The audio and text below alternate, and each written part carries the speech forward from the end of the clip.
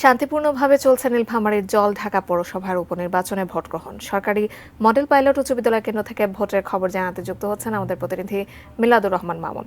মামুন, সকাল থেকে আসলে আবহাওয়ার কি অবস্থা আপনার কাছ থেকে জানতে চাই, ভোটার উপস্থিতি কেমন, সর্বোপরি আপনার কাছ থেকে জানতে চাচ্ছি এখন পর্যন্ত কি অবস্থা?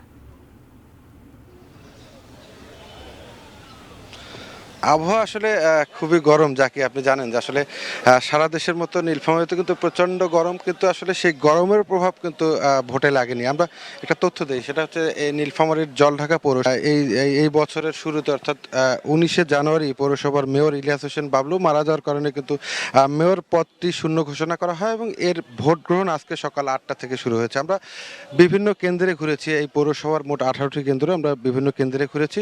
সকালের দিকে চিত্রটা একটু ভিন্ন ছিল। সে সকালের দিকে কিন্তু প্রচুর ভোটার সারিবদ্ধভাবে এসে ভোট দিয়েছেন। তবে এখন যেহেতু একটু গরমের তীব্রতা বেড়েছে, আমরা দেখছি যে কেন্দ্রগুলোতে ভোটারের উপস্থিতি কিছুটা কমে গেছে। তবে আশা করছে যে কর্তৃপক্ষ আশা করছে যে দুপুরের পর অর্থাৎ বিকালের দিকে আবার ভোটার সংখ্যা বাড়বে। আমরা যেটুকু জানতে পারলাম যে এখন পর্যন্ত নীলফামারীর এই জলঢাকা পৌরসভার বিভিন্ন কেন্দ্রে আমরা খবর নিয়েছি, কোথাও কোনো ধরনের অপ্রীতিকর ঘটনার আমরা খবর পাইনি।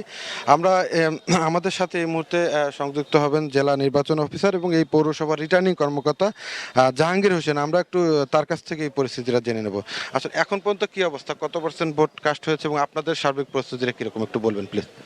জি, ধন্যবাদ। আমাদের আজকে জানেন যে সকাল 8টা থেকে ইভিএম এর মাধ্যমে এই জলঢাকা পৌরসভা উপনির্বাচনে ভোট গ্রহণ শুরু হয়েছে।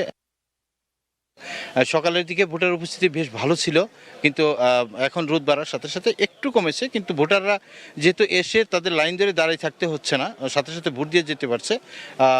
আমি বলবো যে ভোটাররা নির্বিঘ্নে এবং উৎসাহ উদ্দীপনার মধ্যে দিয়ে ভোট দিচ্ছেন।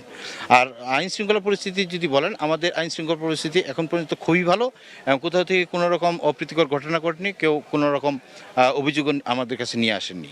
আমাদের 6 স্তর বিশিষ্ট আইন শৃঙ্খলা বাহিনী কাজ করছে, র্যাবের টিম, বিজিবি মোবাইল টিম সকলেই অত্যন্ত নিষ্ঠার সাথে দায়িত্ব পালন করছে। ইলেকশন কমিশন যেভাবে চাচ্ছে যে বাংলাদেশের যে কয়েকটি স্থানীয় সরকার নির্বাচন, প্রত্যেকটি নির্বাচন অবাধ নিরপেক্ষ করার জন্য সেই পর্যায়ে আমরা কাজ করছি এবং ভোটাররাও সেই পর্যায়ে ভোট দিতে আসছেন।